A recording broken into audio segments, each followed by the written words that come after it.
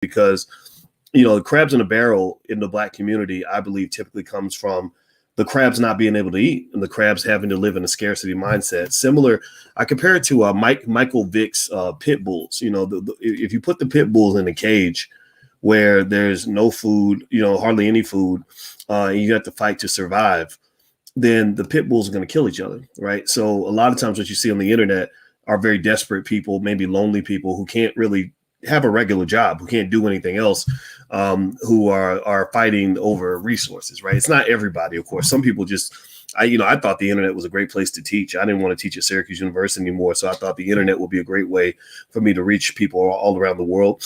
And so, but there are some people who literally have legit mental illnesses. Remember, my wife is a mental health expert, so she'll see certain people and she'll say, I'm looking at his eyes and hearing his voice and his cadence, his rate of speech. It says that he has a mental health issue or some sort of addiction, and she'll say, stay away from that person, right? So some of that nonsense is just people fighting over money and stuff like that. Let's see, that's nice of you. I wouldn't give anyone the satisfaction. Yeah, I like talking to you, and let me tell you why I do Q&As like this, where it's wide open, where you can ask me any question. I do it because I don't do it really for the detractors, right? People that hate you are usually going to hate you no matter what. A lot of them have just made their decision. There's nothing you can say to change their mind. Like a Democrat will never convince a Republican that he's a good person. It's just not. He's going to take everything you say and twist it because there's an agenda. The people I like to talk to are the people that really want to know the truth about me. Like, okay, is this guy full of crap? Is this guy, who is this dude? Like, what is he all about? And I like just talking, directly and just saying, because I don't have anything to hide in terms of who I am and my track record. I've been very consistent with what I do. I've been doing this for 25 years, since the 90s, literally since 1996. And I actually showed you guys some articles I wrote back in 96, literally saying some of the same stuff I say now. I just say it in a more intelligent way, because back then I had a couple master's degrees. Even back then at 25, I was teaching college students. But now I'm much smarter and I know a lot more stuff and I have a more nuanced way of describing things. But I'm kind of the same dude. I'm pretty much the same guy. All right, so let me see here. Dr. Watkins, what advice do you give people that are working jobs like fast food that want to invest? Take a little bit of your extra money. Just take the same amount of money you might spend on fast food or new shoes or things like that, and give yourself like what I would call a matching program. A matching program would mean, where you basically say, whatever amount of money I waste, I'm gonna match that with investing the same amount. It's like how when they chop down trees, they say for every one tree we chop down, we're gonna plant 5 trees or whatever. Well, for every $1 you chop down and throw away, maybe you can plant $2 or $3, right, in your investment app. So if you're sitting in line at McDonald's and you're about to buy a McDonald's cheeseburger or a McDonald's value meal, and that's like $7.80. Put $10 in your Acorns account or in your stash account. Like, that's a good way to balance. Now I'm looking at YouTube and Instagram. So if I miss your question, you can feel free to type it in again. Now I'm gonna look at YouTube for a second. So IG, I'm gonna leave it right there. So don't think I'm ignoring you if I don't get to all your questions. I'm gonna try my best to answer them quickly so I don't get so I can get as many people as possible. What's up, Leander? How you doing? Leander and Richard. Yakub says, what's your prediction on Facebook stock in the next 5 years? Facebook is a very well-run company. I hate those sons of bitches because they will block my posts. Like, I quote Malcolm X, and next thing you know, you're in Facebook jail, and I hate that. I hate their business model. I think Mark Zuckerberg is unfortunately, capitalism made him a little bit greedy. But as far as like knowing how to make their bread, they're so smart, and they haven't even fully monetized a lot of their platforms. They haven't figured out how to fully monetize WhatsApp. Instagram is only partially monetized. They've got a lot of earning potential. This increased regulatory scrutiny is something that I was concerned about, because there's a possibility that Facebook or Google or Amazon or Alphabet is Google, sorry about that, could be chopped up. And if they get chopped up, that could change valuations. But there are experts who say that even some of these companies, even if they get chopped up, they'll actually be worth more chopped up than they are right now, which is just crazy. So these tech companies make a lot of money. That's why I tell you all, if you want your kids to be rich, get your kids into technology and teach them business systems and delegation. Though your kids are going to be the millionaires of the future. If you even do 5%, like 1/20th of what I talk about with you, your kids are going to be way ahead of other people's kids, because other people's kids, a lot of the Black community suck on nonsense and stupidity and ignorance. I'm just serious. Like, 80% of our people, a lot of us are just so brainwashed. It's ridiculous. And I'm not here to save everybody. I'm not that patient. I just would rather work with the people that really want to accelerate. And I'm just telling you, these things like the wealth gap, they act like, oh, we can't solve the wealth gap. It's just so complicated. No, I'm a scientific researcher. I've been studying the wealth gap for 20 something years. Dr. Claude Anderson wrote a whole book about it, explaining the origins of it. If you want to fix it within your own family, you could easily fix that. The wealth gap can be easily erased. They just don't want to do it. That's your problem. It's like when Alicia's trying to get me to get up and take out the trash, and I really want to lay down and take a nap and watch the rest of the game. I'm gonna come up with every excuse on earth not to take out that trash. I'm gonna be like, baby, my feet hurt, my shoes are all the way over there. The trash, it stinks today. It's the bag ain't even full yet. Like, I'm gonna come up with every excuse in the world because really I don't want to take out the garbage. I want to finish watching the Bears game, right?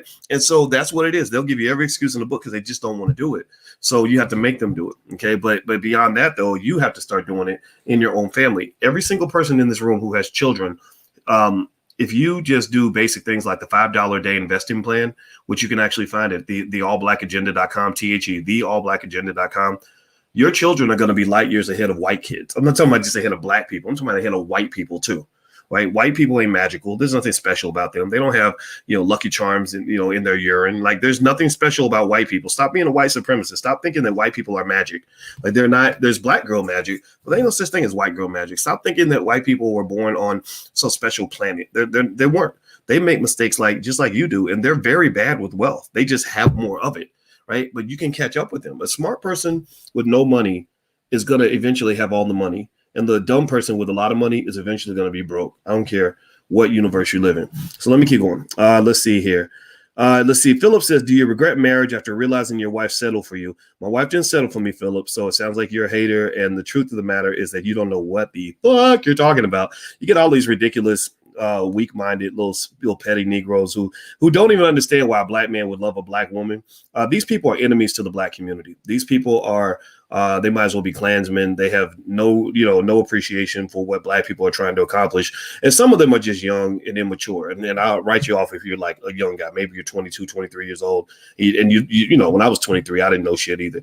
But if you are over the age of 35 and you're talking like that, that pretty much means you're either a simp, a punk, or you are a loser. And I'll tell you, ladies, like, when you see guys talking like that, those are clowns. Those are not men you can build with. Most of the reason those guys can't even, like, I'm a stepfather, and I love being a stepdad because I love mentoring kids. I used to be a track coach. I don't need to have a newborn baby and change diapers for 18 years to enjoy fatherhood. I love being a black father. I love being a dad. I take my little girl out to the park, and we have so much fun. I'm so proud of that. That is literally that makes life worth living. That goes beyond like making money. I've made a lot of money. I've had fame. I've had, I got all the degrees. Every degree you can get, I got it, right? But there's something about being able to really play an integral part in the life of a child that makes you feel immortal, right? I've never felt more like a king than when I hang out with, when I spend time with my little girl. And is she my biological child? No, my father was not my biological father. But I mean, when he passes, I'm going to give his motherfucking eulogy, and it's going to be a damn good eulogy because that man honored me and took care of me my whole life. Right. And to me, that's like those are principles of manhood that a lot of guys don't get, because the truth is, I'm going to bet you that 80% of the guys who say I would never, ever take care of somebody else's kids are guys who never had anybody take care of them. They never had a father take care of them. So they think of family and relationships as what's in it for me? What's in it for me? What's in it for me? And that's the wrong approach right there. When you're thinking about family and legacy, you shouldn't be thinking what's in it for me. You should be thinking about what's in it for us. What's in it for all of us, right? Because one day your ass going to be old. I'll be old and gray and tired. And I'm going to have children who give a shit about me, who are going to carry on my legacy. So my personal choice, remember, I could have had women all over the world. I had most of these clowns. I had more women chase me than they could even imagine. They don't even know. They've never had money and all this other stuff. So I've had all that, right? But what I learned is that just because you can have it doesn't mean you should want it. And that's also a part of what it means to be a black male leader. If you want to be a black man and you're a leader or trying to be a leader, you have to have discipline. You can't take the candy just because they put it in front of you. The whole world is built on teaching the black man to chase instant gratification. You chase easy pussy. You chase easy money. You chase easy whatever. Easy money gets you killed. Easy pussy gets you in all kinds of stupid situations. Eat drugs, alcohol, hitting the liquor bottle and all that. And one of the things I can tell you, unabashedly is that when you're talking about really trying to be a king out here, really trying to win, really trying to survive in a whole world that's designed to kill you, you better not be no sucker. You better not be out here just chasing instant gratification, because that makes you a motherfucking dog. You literally are behaving like an animal. Like, animals get slaughtered. Animals are not smart. Animals don't have the prefrontal cortex, which allows them to engage in high level reasoning and critical thinking. So really, I talk about Philip Bailey because I think Philip is saying, obviously he's saying things he doesn't know anything about, because people, for some reason, I was really astonished by how many people became obsessed with my marriage to Alicia. And maybe it was my fault. Maybe because, I was letting everybody know how happy I was. And also, I believe that we have to re-embrace family. We must, as Black men, find a way to express ourselves without allowing the hurt that we've experienced, maybe from our mothers or from other women, to cause us to get into bashing Black women. Because at that point, you're acting like the Klan, you're acting like the feds, you're acting like a damn abusive cop. Like, what's wrong with you, Negro? Grow up. So yeah, I'll stand, these dudes that say that type of stuff, I'll stand up to them all day long, because most of them are punks. Most of them haven't accomplished anything. And also another reason that they are hesitant to date a woman with children is because unfortunately, when you don't have much money, you're thinking about, that kids are expensive, because kids are expensive. A lot of guys have kids and can't even afford to take care of them. And whereas if you have enough money, you don't care if there's kids around. You're like, okay, well, sure. We're all going to McDonald's now. Instead of it costing, $8 or $10 for me to feed myself, it's going to cost $22 or $23 because I'm feeding everybody. But you don't care, right? Because you're thinking about other stuff. So, I wanted to address that, because I find it really fascinating that most of these people that will say, things like this on the internet, they've never met me. They know nothing about me, and they wouldn't debate me. They would never, ever, like if I say to them, hey, why don't you have me come on and if you have any questions, I'll answer your questions. You do know I'm not afraid of you, right? Then they get scared. They're like, well, we didn't know you was going to respond. Yeah, man. Like, it seems like you're competing with me. Like you're thinking that if you throw jabs at me, it'll get you on the map. Well, brother, I want you to be on the map. I want you to succeed. But, succeeding by thinking I'm going to go after everybody who's doing better than me, that's not how you win. Like, that, because that's going to create bad will. But anyway, that's what it is. Let me keep going. All right. Do we need writers? Not right now. Ayada. We don't really. We're thinking about rebuilding our financial Juneteenth platform and bringing in writers, and I'll let you all know when that happens. If you want to be on the email list to receive notifications when that happens, just go to allblackeconomics.com. That's allblackeconomics.com. If somebody could type that in, I'd appreciate it. Allblackeconomics.com. Not only will you get a lot of free information from the Black Business School and from me, it's a ton of free stuff. Like, you don't have to, if you want to pay for stuff, you can. We have a business. We generating revenue is very important for our organization, because we hire lots and lots of Black people. But if you can't, pay for something, that's fine. All we ask is that you give us the same economic love that you give white businesses. One of the things that's really difficult about having a Black business is you'll have people that will say, I'm not giving that Negro no money. You robbing me by taking my money. But then they'll go buy, a Popeye's chicken value meal. Then they'll go buy some Nike sneakers. They'll go buy some malt liquor at the liquor store, right? Won't say nothing. Won't complain. Won't say shit to the white man you just bought from, the Chinese man, the Arab man. You'll pay full price for his stuff. But when you get to the Black man, it's like, no, nigga, I ain't giving you no money. Again, crabs in a barrel. Because I'm miserable and struggling. I want you to be miserable and struggling because you're a nigger like me. Like, that's the mindset some people have, and that's what you're dealing with. What are my thoughts on Brother Polite? I don't know Brother Polite, but I met him one time and he was very polite. He actually was giving a speech in Ohio, and George Fraser was there, and he came in and gave the speech. He had a lot of security with him. I do remember that. And he went up and started speaking, and I was so astonished. I was on the panel. He literally stopped in the speech and turned and acknowledged me and said, Dr. Watkins, I just want to say I've been following you for years and I have a lot of respect for what you do. And you can't get mad about that, right? At that point, I don't even care if we disagree on anything. I don't know what we agree and disagree on, but he was very respectful and polite, and he showed a lot of love, and I have a lot of respect for him because of that. Let's see here. Stella Truth says, I'm a mental health professional also. Yeah, we need a lot of those. We need a mass number of mental health professionals in the community for sure. Let's see, Dr. Boyce, can you talk about how a Mexican family just bought the Smart and Final grocery store chain and why Black people are still lagging behind? Buying a grocery store chain or putting a grocery store in a food desert is really hard. When I was at Syracuse University, we tried to get a grocery store in one of the food deserts there, and it was so difficult. I couldn't believe it. I didn't know it was that hard to set up a grocery store. And I guess that family, I don't know about that family buying that grocery store chain, but I do like the idea of families building businesses together. In fact, the next book I'm working on is called The 10 Commandments of Black Economic Power. And it's all about family legacy building, family wealth building, and how family and relationships and how you structure that, how you structure the organization called your family in a way where you can actually build empires. I'm an empire builder. I think of everybody in my family as assets that we can all, where I'm an asset to them, they're an asset to me. We're assets to each other. And what it does is it allows you to insulate yourself from economic apartheid. Economic apartheid affects you because white folks don't want to share the money. And when you show up and you have no money, it's like showing up to a football game with no pads on. And so you get to the football game with no pads, no training, no game plan, and you get slaughtered, you get injured, you get brain damage, you get body slammed, right? And and basically, by structuring your family in a certain way, you can protect your children and your grandchildren from all of that. But you got to be smart and strategic. And unfortunately, some people are not in that category, but a lot of you are. And those are the people I wrote the book for. Do you help people trade cryptocurrency through WhatsApp? No, we do not. We do have a crypto investing masterclass that meets every Tuesday night at 8:30. If you want to go take a look, you can go to cryptoinvestingmasterclass.com. All right, so I'm going to get in here and read some of the Instagram questions. My Instagram is the real Boyce Watkins. If you want to follow me there. Why is crypto so volatile right now? Because Bitcoin has a lot of haters. Bitcoin and Ethereum were doing really well, but unfortunately, the Chinese government is not happy with crypto in general, and they've been doing everything they can to sabotage it. The United States government isn't incredibly happy with crypto, so there's a lot of uncertainty there because there's not a lot of regulational clarity. Once there's more clarity in regulation, I think it's going to do better. So crypto and cannabis are kind of in the same boat, but I've invested extensively in cannabis because I want to be prepared so that when Joe Biden does not finish his first term, I told you guys I'm committed to this idea. I do not believe Biden's going to finish his first term. Kamala Harris is going to take over. I believe cannabis stocks are going to shoot up because Kamala wants to legalize cannabis. Biden wants to decriminalize. Decriminalize is different from legalization. Let's see. Stick with student rentals or get into Airbnb short term. Both of them are good. I guess I would think about the risks of either one and where the opportunities are. I mean, if you have a lot of opportunities with student rentals and your revenue strong, then maybe stick with that. It depends on where you live and stuff like that. I know COVID just kind of threw a monkey wrench in your ability to make money from that kind of thing.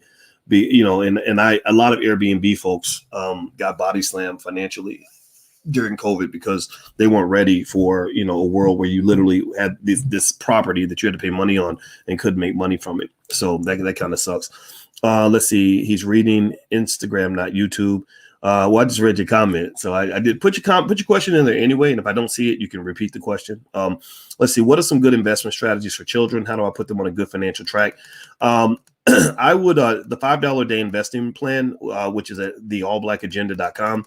That's a good start. Do something like that for your kids. Invest for them, but also explain to them what you're doing and explain why they want to have their own money. And it's little conversations that make all the difference. Like I had a conversation with my 10-year-old and her 11-year-old friends, and I told them, I said, you guys had a business last summer. I said, why didn't you have the business? And they said, well, we're rollerblading and we want to, go to the pool this summer and, just stuff that little kids say.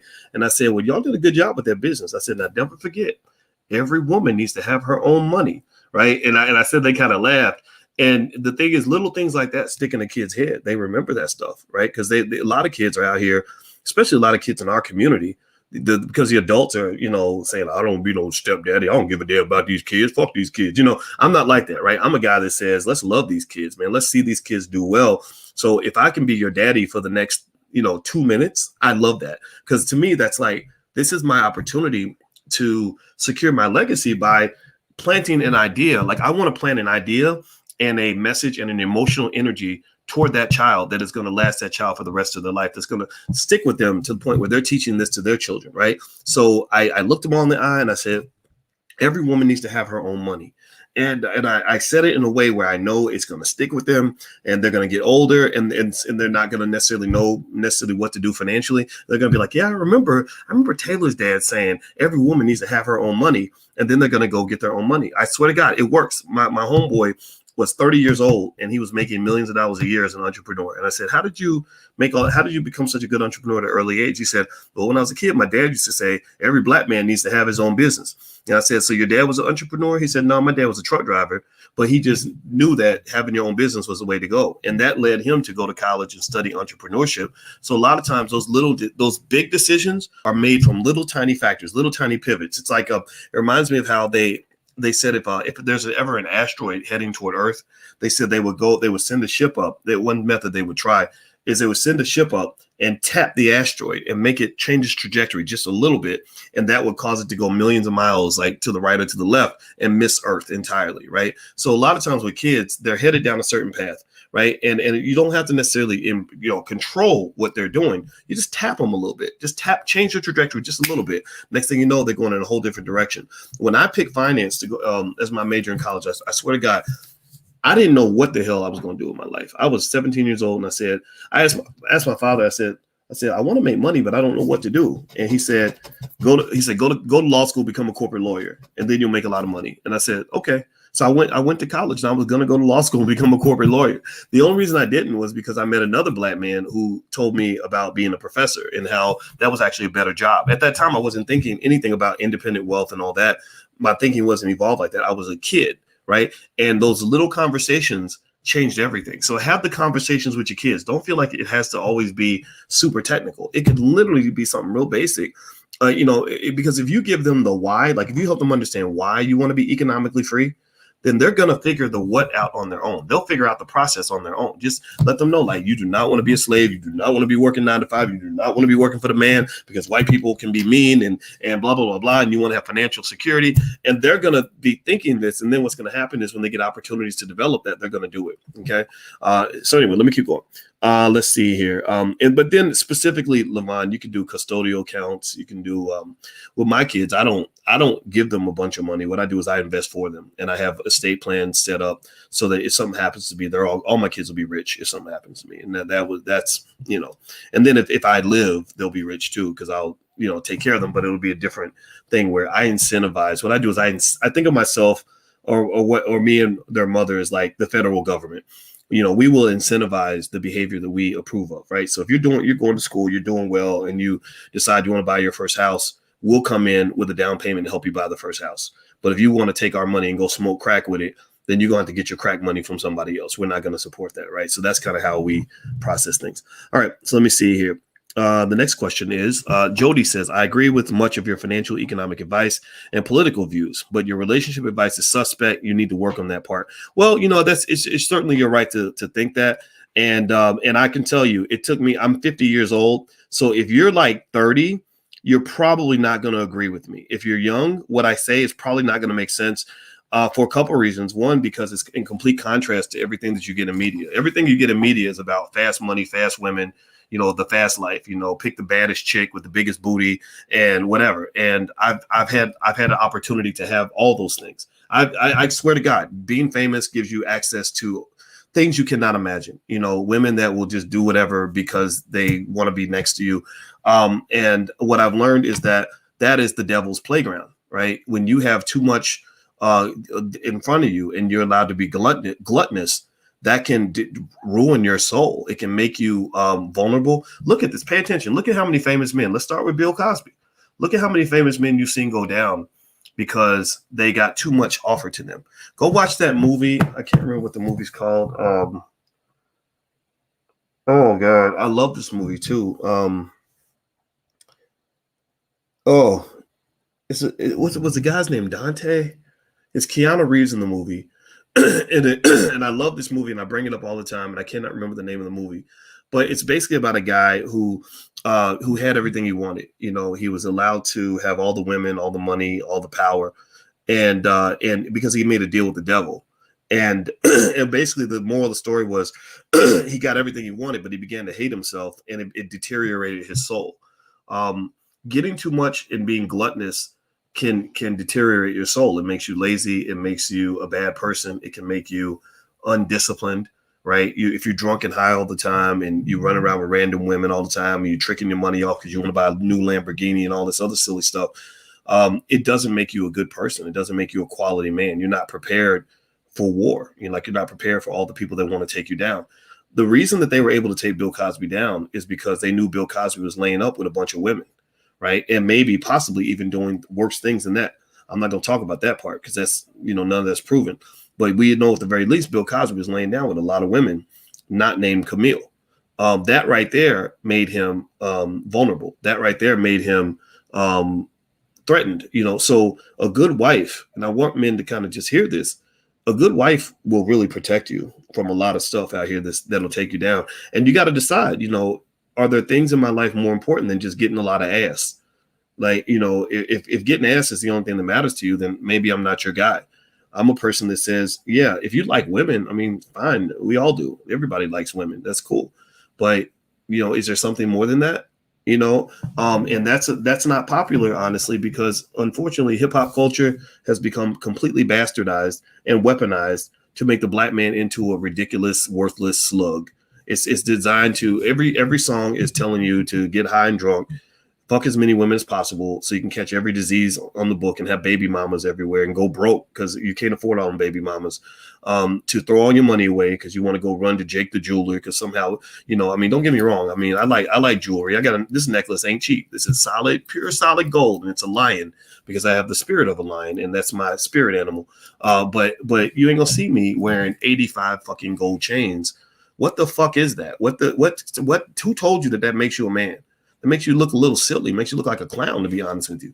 And so I personally think you got to find your own definition of manhood. And I understand why some guys don't have that because they were not raised by a man. They were raised by TV and white supremacist TV. You were watching the BET Awards and you saw some ridiculous nigga out here acting like a fucking fool and you thought that was manhood. That ain't manhood, bro. That's not manhood. Manhood is factored in a lot of areas, and that ain't that. That ain't it. Look at how those guys end up. Most of those guys end up broke. They die like super young. They don't have healthy relationships. Their children hate them. And then they when they die at 45 years old, they have nothing to leave their children. They end up looking like clowns. You end up looking like a fucking goddamn clown because you couldn't even leave enough money for them to bury your monkey ass because you was too busy tricking it off and being the white man's puppet. When I die, I'm not going out like a clown. I'm going out like a fucking king. Understand that. My funeral expenses are paid in advance. My children will all be very wealthy when I'm gone. They will talk about the good deeds I did for the world and how I helped millions of people. I use my platform not to tell jokes, not to be a fool. I use my platform to educate millions of people. They will have so many people at my funeral that they will not have enough space for all the people that are lined up outside the door. That's how I want to go out as a man. That other stuff, y'all can keep that, man. I'm not into niggatry. All right. So anyway, let me see here. Doc, I like that you tell black folk to clean up our own house, don't accept ignorance. Yeah. We got to stand up against the ignorance. That's another aspect of manhood. I think the real men got to speak up and stand up. And really, I was watching Snowfall. And Snowfall, that show is very disturbing because what it does is it shows you how the crack era, where the CIA was dropping all the drugs into the black community, ruined the black community in terms of what it was supposed to be. It made us look up to dope dealers and thugs or whatever. And that translated into music, which then became very popular. So a lot of the men and women in our community are not what they would have been if the crack era had not occurred. Before the crack era, we were regular people.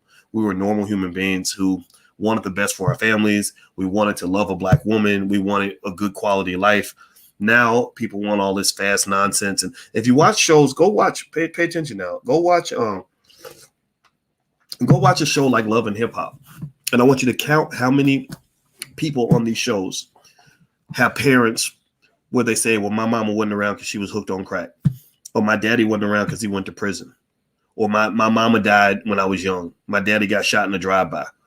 Look at how and look at how that has come to define the black experience. Like and I'm not making fun of anybody who's in that category. I got a goddaughter whose daddy was killed when she was 13. I met her, when she was in college, and she just clinged to me. And I said, okay, you know what? You one of mine now. I got a godson who's in that category, whose daddy, fell off. I got another goddaughter whose daddy went to prison. He was a big dope dealer in Illinois. He went to prison for 19 years. She's mine. You know, I mentored her all the way through life. She went to Columbia University and graduated on a track scholarship. She's now married, and she just had a baby, and I'm that baby's grandfather. She named me as the baby's grandfather. Like, that's real. Like, that's our experience. My father went to prison for drugs. Like, look at how many of our people were affected by the drug epidemic, either as being addicts or going to prison over the drugs or being killed over the drugs. And then the ones who survived were traumatized by what they had to watch. They had to watch all this happening around them. That's terrible, right? You need therapy for that. But they, you know, we don't have any therapy. We just think, oh, well, that's what it is. You're supposed to be a hood nigga. That's not, you know, that ain't the way it was supposed to be for you. That was the white man's witchcraft right there. I mean, that was real. And Snowfall, I'm sorry, I'm looking for a charger, so because my phone's dying. Snowfall to me is traumatic to watch because you're watching the whole community decay, like right in front of you. I got them on season 4. I told Alicia, I said, I'm about to vomit. I don't know if I can watch when there was a part where there's a father who's like a really good father who's a cop who gets into it with the dope dealer because the dope dealer is dating his daughter, and the dope dealer shoots the father in the head. And then the daughter is hooked on crack. The daughter was headed to Spelman, and she's hooked on crack now. So she's like a crackhead. And I said, I can't take it. This is too much. This is making my stomach hurt. You know, so this is what they did to you. And that's why to this day, and all the young people may not get it. You think all this stuff is normal. You think this is the way it's supposed to be. No, this is all by design. They did all this by design because they don't want you to be intelligent. They don't want you working together. They don't want you taking care of your children. They don't want black men and black women to love each other. They don't want any sort of unity. They want complete destruction and chaos. And I hate it, and it pisses me off because what happens is when you're in a position where, like I'm in, you have two enemies. You have the white man who's always up to his tricks, whatever those are. But I don't have a lot of white friends, to be honest with you. Most of my friends are black. But then you have the niggas, you know, you got people that want to be, that really are, that love, you know, the chaos, you know, that are addicted to the chaos. And I'm not a fan of that. Let's see here. How come you need a self-worth to buy stock? A self-worth, or you mean a net worth? I don't think you need a self-worth, Michelle, to buy stock. You can buy stock for $5 on Cash App right now. It takes about 30 seconds. Basically, you've matured, so you articulate yourself better. Yeah, I do. It's a good point, Akila. That's what it is. Compared to, like, when I was 26, I said a lot of the things that I say now. I just say them differently. Like, I read that article I wrote about why college athletes should be paid, and somebody sent it to me because they found it on the internet, or no, they kept the article. Because back when I used to write articles at the University of Kentucky, everybody would read my articles. Like, I would go around campus, I swear to God, and I would have to hide. I would have to wear a hat and sunglasses so people would not recognize me because they would always stop me. I couldn't get to class. That was my first experience with pseudo fame, like what it means to be a public figure. And at first I liked it. At first it's kind of cool. Like, oh, look at this. Everybody's paying attention to me. You know, that's what you want. When you're on the lower rung of Maslow's hierarchy of needs, like a lower vibration, you want those things. You want fame, and you want the women, you want the money and all this other stuff. Then you get all that and you're like, okay, this is getting old. Like, you know, because when you get to where everybody knows you, it's a double-edged sword. You know, some people really, you know, really have your back no matter what. They can accept you even when they don't like you. They love you, but they may not like you all the time. But then a lot of people are just fair weather supporters. Like they'll love you because you say something that they want to hear. And then the next minute when you say something that they don't agree with, it's like, oh, fuck you. I hate your guts. You stupid. You know, people like that I don't even want around me. To me, those are flimsy people. Like, if you can't tolerate me having a difference of opinion with you, then you were never my friend in the first place. You only liked me because I was saying the things you want to hear. So people like that are not my favorite type of people. I'd rather have people that are a little more solid. Either you hate me all the time or you love me all the time. But if you're in the middle and you waffling back and forth, that's flimsy to me. I'm not a fan of you at that point. Let me see here. Andre says, seeing the pain and trauma in my community, I'm thinking of running for mayor. Good for you. I have no money, no experience. I have plenty of experience with the white supremacist system. Do you think I should do this? I'm not personally ever going to go into politics, but I think somebody should. So the best answer, honestly, the best honest answer I'll give you is better you than me. But I wish you the best, man. I support you. If you're going to do the right thing, you be one. send us your information. I'll mention you. I'll give you a shout out, and tell people in your city to vote for it, or take a look at your agenda anyway. How do I make money? Please give me ideas. There's a lot of ways to make money. The 3 ways that people make money in America are through stocks, real estate, and entrepreneurship. If you want to train your children to make money, don't train them just to fill out job applications. Train them on stocks, real estate, and entrepreneurship, even at a basic level. We have a program in the Black Business School. If you want to go take a look, it's called Black Millionaires of Tomorrow, and the URL is blackmillionairesoftomorrow.com. I'll put the URL on the screen if you want to take a look. And that's really good in terms of getting your kids started. It's basically a college class broken down where children can understand it, even as young as the age of 6. So if you get them started early, then you give them a huge head start. It'll make a big difference in their life. And then if you do things like the $5 a day investing plan, what will happen is that your child will have $250,000 in assets by the time they're 25 to 30 years old, and they'll have the knowledge on what to do with those assets. So it'll be like a farmer where you give them a bunch of land and a bunch of tools, and then you teach them how to farm. That person will never go hungry. A farmer like that will never, ever be hungry. So a lot of our people are hungry because you never taught them how to farm. You never gave them any land, right? And so a lot of our folks, where our thinking is backward, is we're waiting for the white people to give us land. Like, we're like, hey, you owe us land. Give us land. White folks ain't coming to save you. White people are not coming to save you. Let me say it again. White people are not coming to save you. They give 0 fucks about you. Just to be honest with you, they don't care. And I don't completely blame them, because I don't care about them. I'm not saying I hate them. If you're white, don't get offended. I promise you, I'm not a anti-white anything. I'm not anti-nothing. But they don't care about you. Mexicans don't care about you.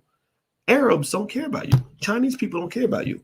And think about it. Do you really care about them? Are you sitting around wondering, like, well, I wonder how the Jewish community is going to survive the pandemic? No, you're like, well, take care of your own.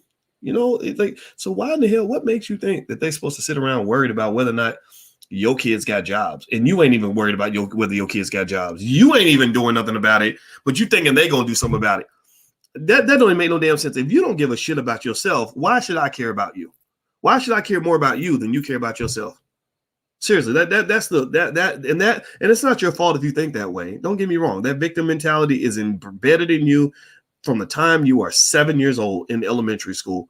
But I need you to kind of snap out of that. Like, snap out of it. On one hand, the bad news is that they don't love you the way you think they love you. The good news is that you are all you need. You are all you need. If you love you enough, you can take good care of you, and you don't need their approval. You don't need their help. You don't need nothing from them. I'm not telling you to reject it. If they write a reparations check for $15 trillion or whatever, take the money.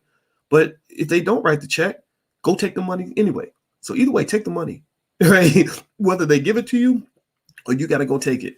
America does have opportunities. Ain't no white man ever going to stop you from starting a business. Ain't no white man ever going to stop you from investing in the stock market. Ain't no white man ever going to stop you from copping on some real estate and making a move.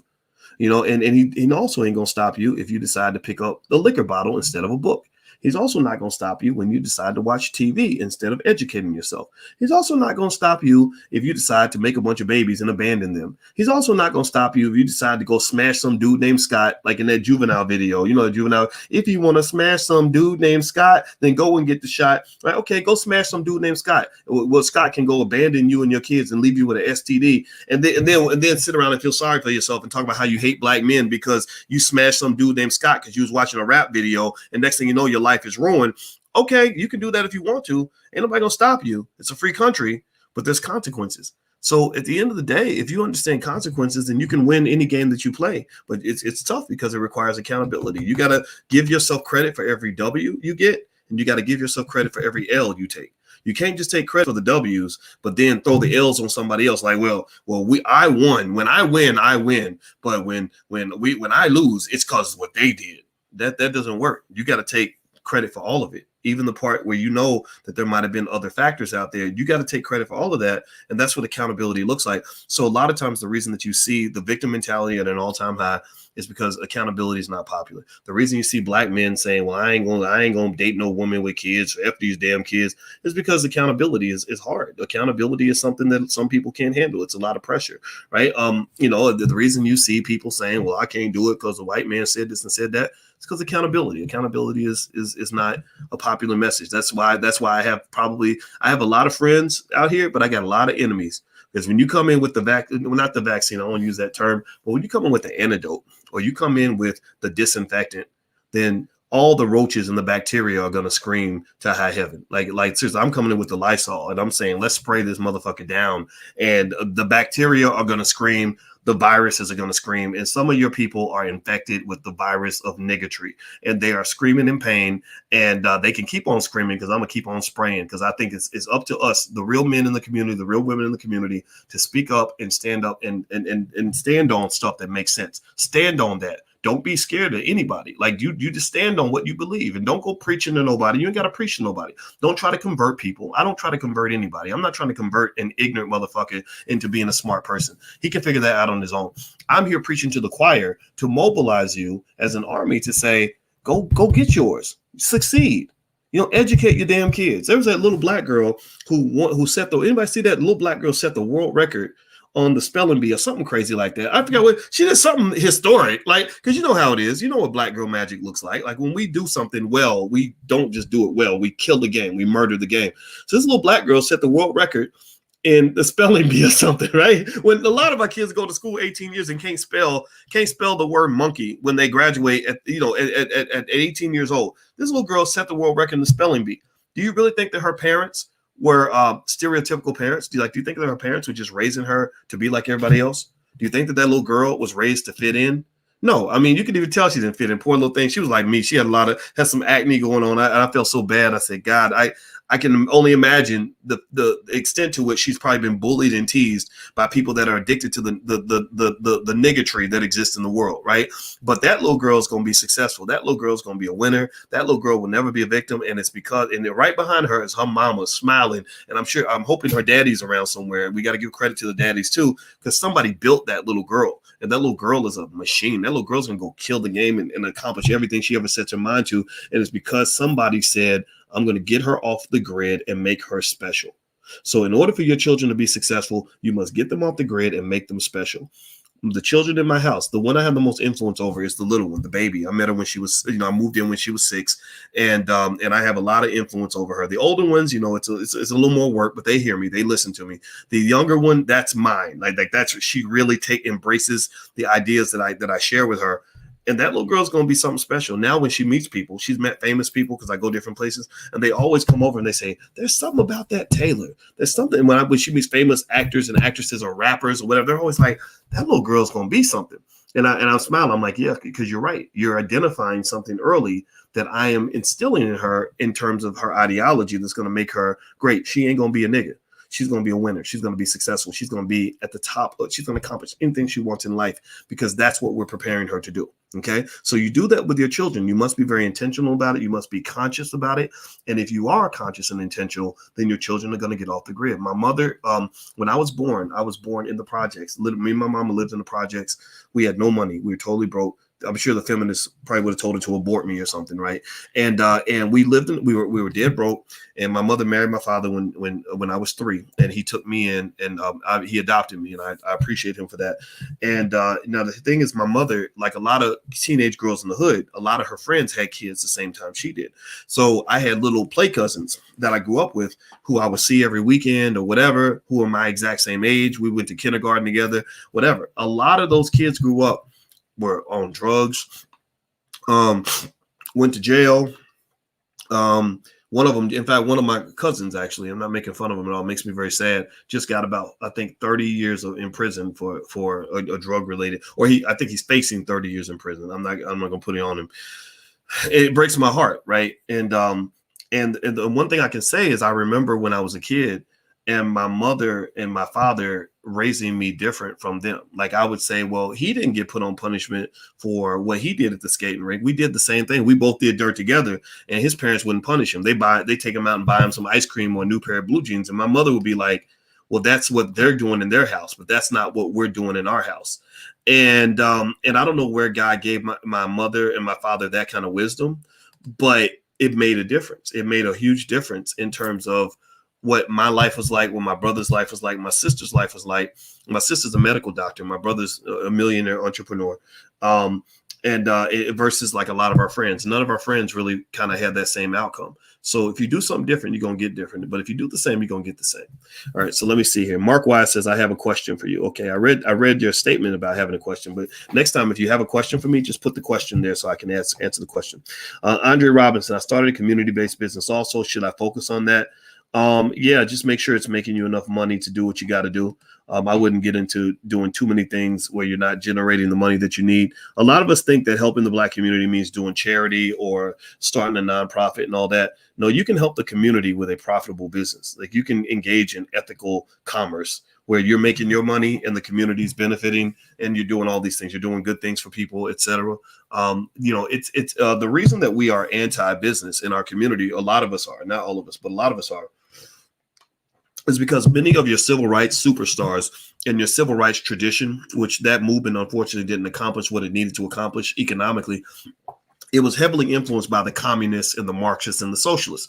For example, the head of Black Lives Matter is a trained Marxist. Now, Marxism has a lot of good ideas. They're very good at critiquing capitalism in a very accurate way. I studied the ideas of Karl Marx, and I don't disagree with all of them. I think Karl Marx had some good points about the capitalist machine and how corporations train you to believe that your number one goal in life is to work for the corporation. You know, forget taking care of your kids, fuck your family, fuck your happiness, just go work for the corporation and that's it. I'm very much against that, right? So Karl Marx was very good at critiquing capitalism. Where they come up short is they don't provide, in my view, an adequate alternative that will suit the needs of Black people. You see, when you are Black and you're labeling yourself a Democrat or labeling yourself a Republican or labeling yourself a Marxist or labeling yourself as a capitalist, what you're basically doing is you're basically buying a suit off the rack. And as opposed to doing what you're supposed to do, which is actually go get your shit custom made. You need to go get your shit tailored. When I want to get a good suit that really fits my body, I go get that damn thing tailored. Alicia makes me go in when they put the shit around your waist and make sure the pants fit right, make sure the pants are the exact right length. We don't go to Walmart or even Macy's and just get some shit off the rack, right? If we're really trying to do it right, we go get it tailored to our specific, body style, right? Well, the same thing is true when it comes to your ideology. A lot of y'all are trying to fit the Marxist box into the Black situation. You're trying to fit the capitalist box onto the Black situation. You say, I'm a capitalist, I'm a Republican, I'm a Democrat, I'm a Marxist. I've told you guys that. Let that go. I really encourage you to let that go. Be one. Like I'm Black first. Now, what does that mean? That means some days I might be a little bit of a socialist, but other days I'm gonna be a little bit of a capitalist. Right. Some days I might be a little bit more like the Democrats, but some days I'm gonna be a little bit more like the Republicans. I'm just gonna keep I'm gonna keep you guessing. Every time you try to put me in a box, I'm gonna surprise you because I don't belong in any box that was ever created by a white man. A white man does not have the ability to put me into a box and have me stay there. Right. And that's important because your situation is specific. No group of people has ever gone through what you're going through. No group of people has ever endured the brutal slavery that we went through, the Jim Crow we went through, the war on drugs that we went through, mass incarceration that we went through. No group of people has ever engaged in all these things and faced the same type of enemy that we're facing. We have to come up with a custom-made solution that's going to work. It has to be tailor-made to our situation and what's going to work for us, right? So ultimately, I would say to you, get out of that idea that somehow making money is evil, right? And ignore Negroes who talk like that. Like people who talk like that, who really attack. Pay attention now. There are people who will attack a Black business. There are Black people who will attack a Black business in a way that they will never attack a white business. Pay attention. Watch them. Like I said, I saw there was one guy. Somebody told me that there was a guy, and I think he was like a lawyer or something. I'm not going to even talk about it because it's so crazy. He did an 8-hour video basically saying this guy Boyce is a terrible person. He's a crook. He's a bad person. Again, no research, doesn't know me, never talked to me. I'd answer any question. I don't fold under questioning because I'm not hiding anything. But this guy said, this dude made an 8-hour video? Wow. Okay, so the disinfectant must really be working because the bacteria is screaming. The virus is screaming.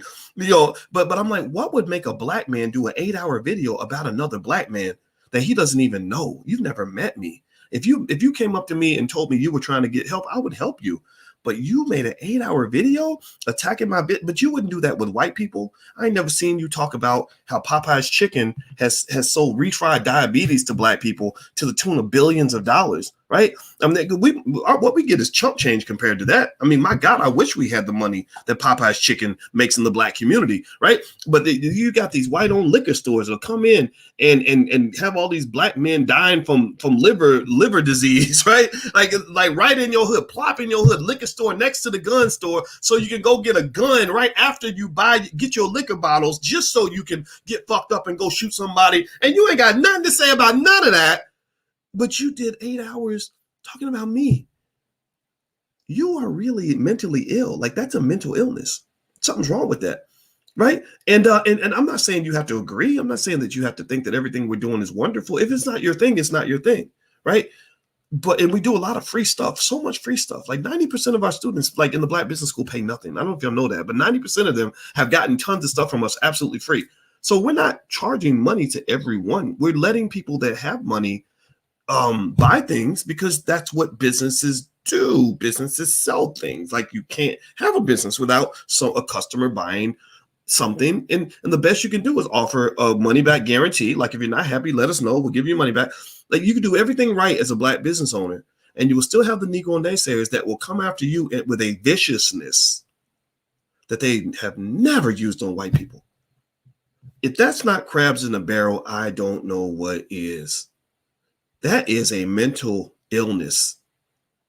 And so what I encourage, the best I can say is I can't talk about every detractor. I can't, I don't have, Lord knows I ain't got enough energy for that. But what I am saying is, I'm really talking to you, to those of you that get what I'm saying. You know, if you can't get what I'm saying, then I'm not talking to you. I'm talking to people that get what I'm saying. And I'm encouraging you to stiffen your back. That's what I'm saying. I'm encouraging you to understand that to some extent you are at war. And you're not just at war with white supremacy. You're at war with the white supremacists who have black skin. You know, one of the things about it is that it reminds me yesterday when I was playing Call of Duty online. I play Call of Duty a lot on my Twitch channel, and I answer questions. So if you ever want to come hang out and watch us play and talk to me, you can.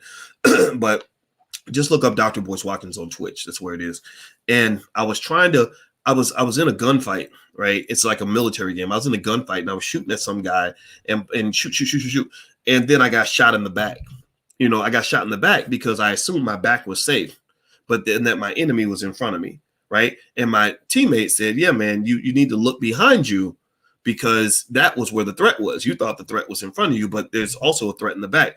And I think that that's true with us as a community, is that we think all of our threats are coming from the white community. We think that white people are the only people that are here to harm us. And many of your threats are at your back. Many of your threats are right behind you. Many of your threats are people where you say, hey, what's going on, brother? Let me know how I can help you, brother. Well, some people that are black really ain't your brother.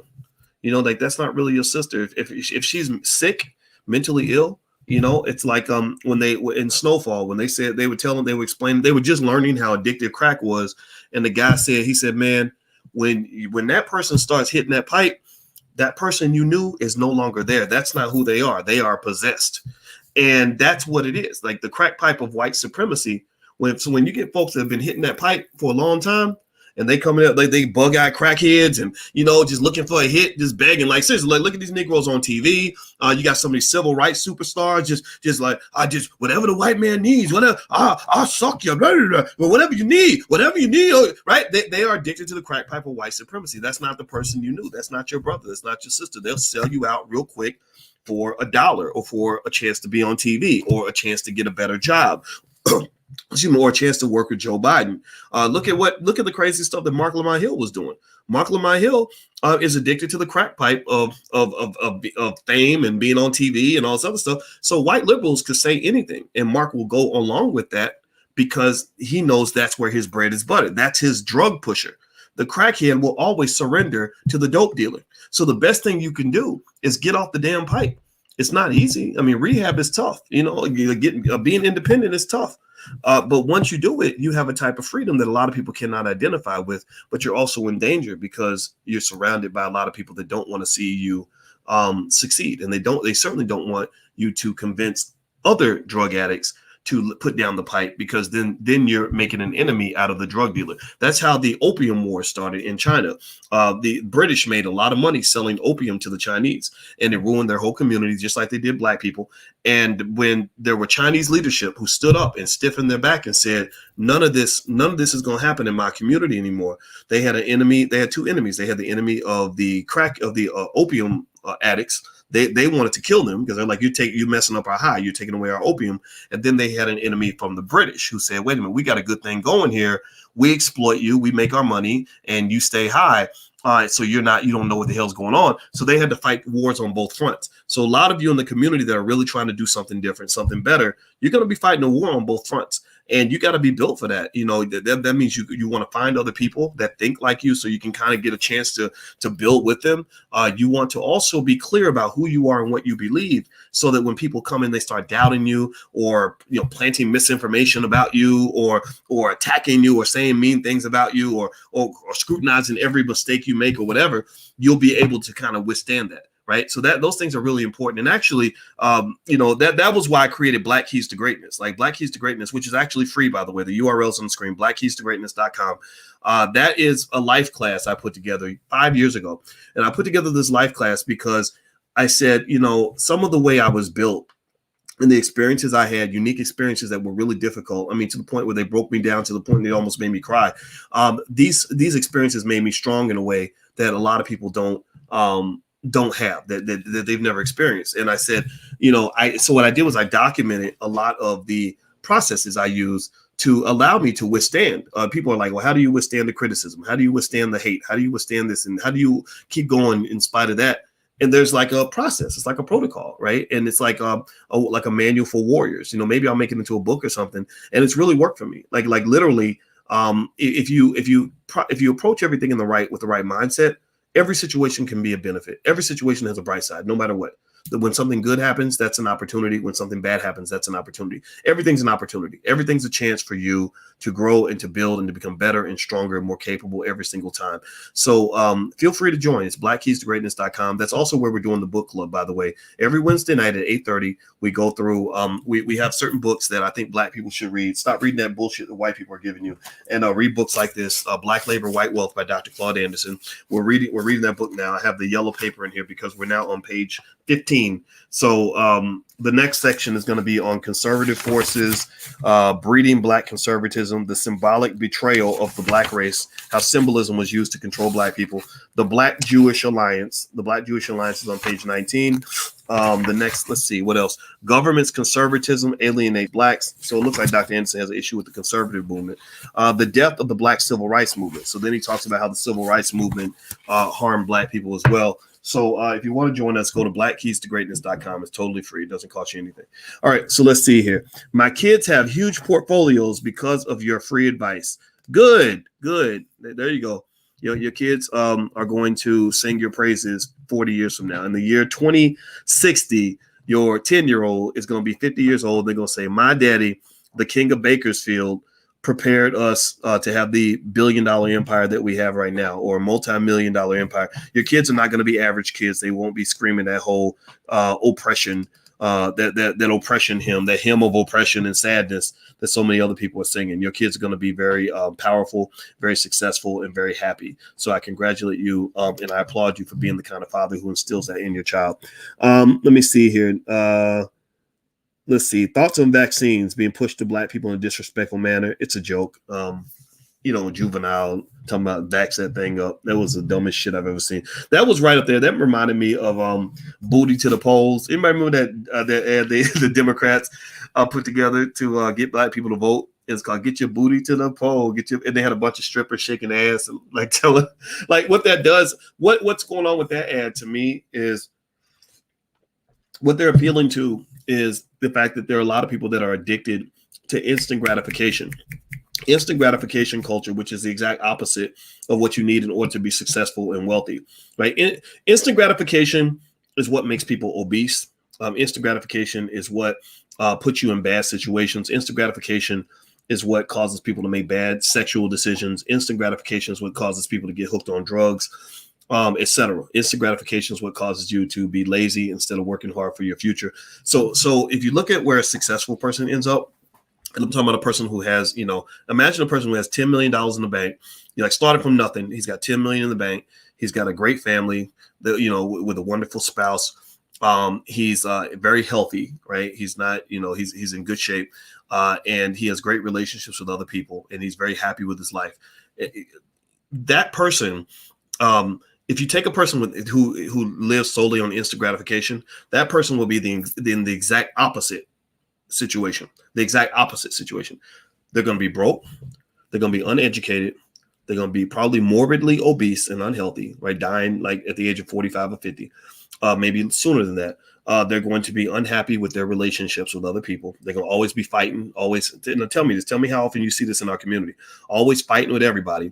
Like can't keep a friend for more than 2 seconds because you don't cuss them out because something happened or whatever. They're going to have maybe a bunch of babies mamas or a bunch of baby daddies because they're just having sex with whoever and not really thinking about it, right? Instant gratification is the recipe for death. It's a recipe for early death, spiritually, physically, psychologically. They market instant gratification to Black people. Most of the hip hop music that you hear on the radio, unfortunately, I have a lot of friends who are rappers, but I got to be honest about this. A lot of the music that you hear on the radio is directly connected to instant gratification. It's literally injecting a drug into your veins that's going to make you an absolute failure in every aspect of life. Every area that matters, you will fail because you don't have the ability to delay gratification. When they studied which cultures are the most successful, that breed the most successful children, the Nigerians were way at the top. And they said one of the key factors for the Nigerians, there were 3 factors that led them to conclude that the Nigerian culture was among the strongest cultures on earth. And the Jews were up there too, is, what was it? A commitment to education. They educate the hell out of their kids. I have my brother-in-law works at one of those education centers where they get your kids ready for the SAT and college and all that.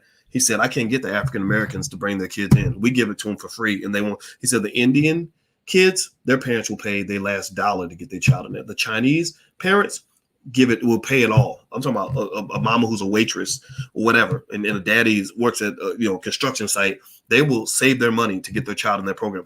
Nigerian kids, right up in there. Right. He said African Americans can't get them in there. So the 3 factors that determine a successful culture were a commitment to education, a sense of pride and superiority, pride in who you are. Like unfortunately, we take pride in what white people do. We don't take a lot of pride in ourselves collectively. Some of us do, but a lot of us don't. We feel like being next to white people makes us better, more successful. Right. The third piece was delayed gratification. All delayed gratification is investing. People who invest more are going to have more. If you plant more seeds, you'll have a bigger harvest. So a lot of people have no harvest, and they don't even consider the fact that the reason you have no harvest is because you planted no seeds. And because, instant gratification is maybe part of your family tradition, nobody planted seeds for you. Nobody before you. Like when a child is successful at 25, it's not usually because that child did it all by themselves. That child is successful because somebody made a sacrifice for that child at an early age. So if you look in our community, you have daddies that abandon their kids. You got mamas that don't know that don't take the time to engage in any form of sexual discipline. And then you have men who say, well, I'm not going to be no damn stepdaddy. So if you ain't got a daddy, then fuck you. Right. Right. Because they don't want to do any sort of investment in anybody other than like getting, the next piece of ass or getting high again or whatever. Right. And so next thing you know, your children end up as shit. Your children can't compete. Your children are out here, can't halfway read, ain't got a nickel in the bank. They're built for slavery. They become the perfect slave. The perfect slave. The perfect slave is like a pimp trying to find the perfect hoe. Capitalism ain't nothing but pimping. That's all it is. Hardcore capitalism, corporations ain't nothing but pimping. Pimps do not go after young, intelligent, able-bodied women that have high, self-esteem, who have daddies who love them, who have plenty of resources, who have plenty of education and awareness. They don't go after those women. They treat those women with respect. They'd be like, oh, okay, all right, baby, well, I'm not gonna mess with you no more, right? You ever seen that? Or you have a guy who will shit on a woman if he lets him, but when he runs into like a real woman, he runs into like a Claire Huxtable type woman who's got her shit together. He's like, okay, Miss Smith, all right, Miss Wilson, I got you, right? But then when he identifies that woman who's not ready, right, to be free and psychologically and economically and otherwise, he says, okay, that's my target. My target is going to be that person whose self-esteem is busted. That way, because I can get over on her with a little bit of symbolism. All I got to do is make a couple false promises to her. You got a lot of fast-talking Negroes out here, right? Know how to just run their mouth because they don't actually do anything. They just talk about what they're going to do. I can tell her that she's pretty because ain't nobody never told her that she's pretty because her daddy was never there to tell her that. So I tell her she's pretty. She'll suck my dick because I told her that she's pretty, right? Excuse my French. I'm sorry, guys. I know some of y'all might have kids in here, so please forgive me for saying that. But sometimes I get a little too honest. But it's real, y'all. We all grow. Most of us are grown, but I won't do that anymore because I shouldn't have said that. But you know what it is. She'll also, her self-esteem's low, so I can manipulate her because her self-esteem isn't intact. I can also manipulate her financially. She doesn't have any money because nobody created a little trust fund for her. Nobody gave her any assets. No, her parents were too undisciplined to do even basic stuff 10, 15 years ago, like a $5 a day investing plan to make sure my daughter is good financially. So she ain't got to go lay down with some dude just because he got a couple of dollars in his pocket because she's financially desperate. She now sees me as a good man, even if I'm abusive, even if I'm an asshole, even if I'm gonna abandon her kids, she sees me as a catch because I got a couple of dollars in my pocket, so I can manipulate her financially. What else? She doesn't have a lot of education. Right? A dumb person is easier to manipulate than a smart person who's aware and intelligent. What else? What's another factor that might come into play? One more thing. Oh, if she doesn't have any options in life, like if she's kind of stuck in a situation where she doesn't have like a family to go to for protection, like there's no daddy that's gonna show up and kick my ass because I'm pimping his daughter, then it's easy, right? Because nobody's gonna pimp or molest my daughters because my daughters have two daddies. They have me and they have their biological father. Their biological father is a wonderful, intelligent, financially secure black man who's 6'7". And if anybody ever tried to play that shit on our little girls, they would probably end up in a casket, right? And because you've been marketed this a bad culture through music and through television and through white supremacy, you have been taught to believe that fathers don't matter, that fathers are just kind of this extra little add-on that you might put in there or might not. But a lot of people don't understand fathers are there for your protection. Fathers are there, we hold it down in ways nobody else can hold it down. We can do things other people can't do. And so basically capitalism is pimping, right? They pimp the weak. They pimp the vulnerable in the community. There's no white man on earth who could offer me a job that I would accept right now. There's no job. I don't care. I'm a professor. My PhD's in finance. You could offer me the chance to become president of Harvard University for $1 million a year, which I think the Harvard professor or Harvard president, let's say he makes $2 million a year. You could offer me $2 million a year to become president of Harvard University. It wouldn't even change the trajectory of my day. I would literally go to Alicia and I would say, wow, can you believe, did you know Harvard just called me and offered me the chance to be president for $2 million a year? And then I'll be like, what are we eating for dinner? I swear to God, like literally, because I'm not weak. I'm not vulnerable. I'm not desperate. I'm not stuck. And that's the other thing too. When you talk about courage, we talk about fighting the good fight, whatever that means for you. If you're bunkering in, like if you make yourself secure financially, emotionally, psychologically, it's easier to fight in those situations than when you are constantly vulnerable and your life is laced with lots of insecurities. A lot of us, I'm really fascinated by how many of our people don't think about security in a world where there are threats all around you. Like why would you know that there's threats? When I was in college, I figured that out. When I was 19 years old, I almost pledged Omega Sci-Fi, and I didn't, not because I have anything against Qs. So if you're a Q, it's no disrespect, but the Qs on my campus were a bunch of assholes. These guys, most of them were football players. I'd say the majority of them were alcoholics. They're alcoholics to this day. They did a lot of stuff that I did that didn't make sense to me. Right. That was it. It wasn't like I was scared to do it. It was just, and I didn't understand. And it's not that I didn't understand why it was fun. It's just, it didn't make any sense. But that comes from my father. My father was a common sense kind of guy. He's still alive. He's a common sense guy. He'll be like, well, that shit's stupid. Like, why would you do that stupid shit? Right. But if you don't understand, like if you're not secure in your masculinity, you'll think, well, I'm going to do this because all the other dudes are doing it. I want to be a real nigga. I want to be a man. Right. And you get caught up in these artificial manifestations of manhood, that involve unhealthy behavior. Like being a man means I got a bottle, I got a glass with something brown in it, and I'm smoking a cigar, and I'm having sex with lots of women, right? So you'll do that because you're like, God, I hope that they don't find out how insecure I am. I hope they don't realize that I'm really scared, a scared little boy, because I'm gonna pretend to be a man. I'm a big, burly, scary man, right? But when you're really secure in your manhood, you don't need to do those things to prove that you're a man. You just, a lot of manhood to me means, understanding things like accountability. Like if people are dependent on you, you stay strong, you stay focused, you stay disciplined, you get the job done. You come through for the people that matter to you. If there's a threat, you stand up against that threat, but you're not looking to have fights all the time. You avoid the fight if you can. You don't have to fight to prove that you're a man, but you're willing to fight if you have to fight. You understand? Like so these are things that I picked up from my dad. So I remember being in college, and I remember being around these dudes, and I was almost about to pledge Q. I was one day away from pledging. I swear to God, I was about to go online the next day, and I was a little bit nervous about it because I was like, man, I'm up here trying to keep my GPA up. These dudes, I've heard rumors about the crazy shit they have guys doing online. I don't know if I really want to be involved in all of that because I'm not trying to get kicked out of school, and it just kind of hit me. I just looked at them. It's just like, have a moment of clarity where you just look at somebody and you're like, what the fuck are we doing here? Right.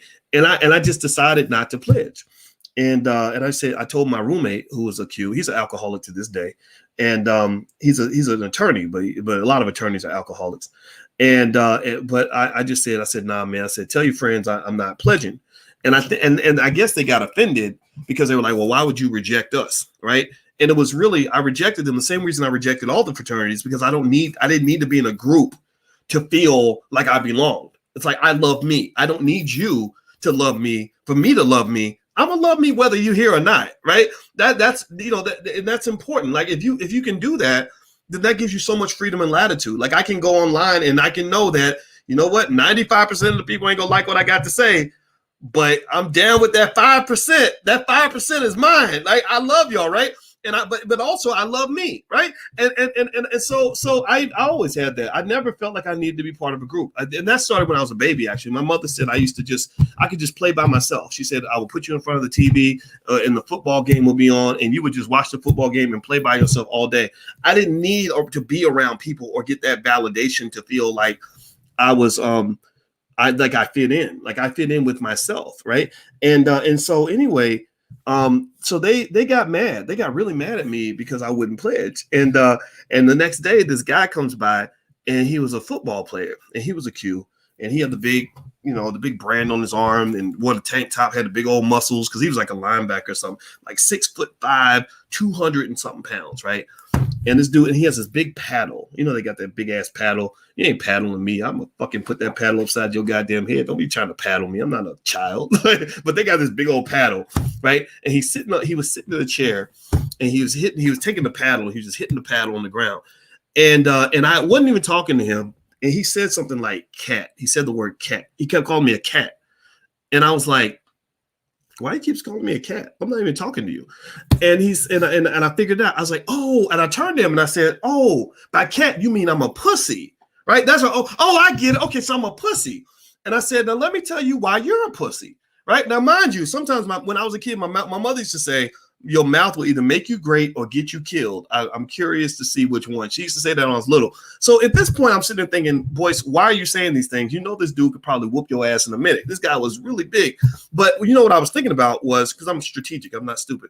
I was thinking about how on the football team, you can't, if you got in a fight, you would get kicked off the football team. So he was one of those guys, thinks he's gonna go play for University of Kentucky and go to the NFL, which is a fucking joke because Kentucky is a terrible football program. Back then, it was really terrible. Now it's actually gotten a little better, but 99% of the players at the University of Kentucky never go to the NFL. But again, that's the dumb shit they feed you as a kid when you're a black boy. Like, oh, you're the best in your neighborhood. You can play for the Dallas Cowboys.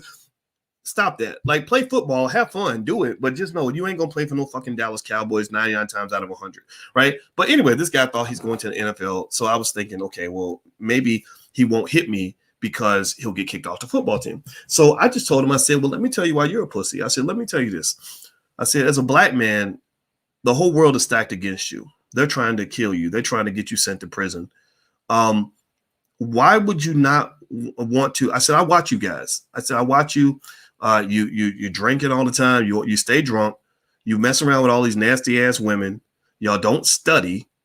I said, and then what's going to happen is, I said, here's what's going to happen. I said, when I'm about 40 years old, I'm going to be successful. I'm going to have money when I'm 40. I said, I was 19 years old when I told him this. I said, I'm going to have money when I'm 40. And some nigga just like you is going to get mad at me because I'm successful and he's not. He's going to get mad at me because my life is good and his life is bad. And I remember just kind of saying that to him. And I was scared to death, honestly, because I thought this dude was going to kick my ass. I was like, oh, my God. And he didn't. He actually started kind of mumbling something like, well, no, I'm going to be fine. I'm going. And then I said something like, well, and if you ever make it to the NFL, call me. I'll help you manage your money. And he said, my sister going to manage my money when I get to the NFL. He never went to the NFL. I don't even know if he graduated. But it's like even back then, I remember kind of feeling like some of this culture is just stupid. It's just stupid. And I said, even at 19, I was like, what kind of future do you think you're going to have as a black man when you getting drunk every damn weekend, you sleeping with nasty hoes, getting diseases and making babies and shit? I got friends from college, literally, where one dude I know, he had, within a 1 month period, he had two 25-year-olds that came up and said, you're my daddy. And I was like, how do you get around that much? Like, are you not thinking at all about where you put in your penis? And these kids are traumatized. They hate your guts now. They talk shit about you. Like you get no respect now because now you're in your 40s and you get drunk. You pass out in the front yard. Your kids are like, my daddy ain't nothing. Like, what kind of man are you? Like, that's no legacy to leave as a man when your children have no respect for you. My biological father, unfortunately, he kind of fit in that category. When he died, and somebody told me he died, I was like, oh, that's too bad.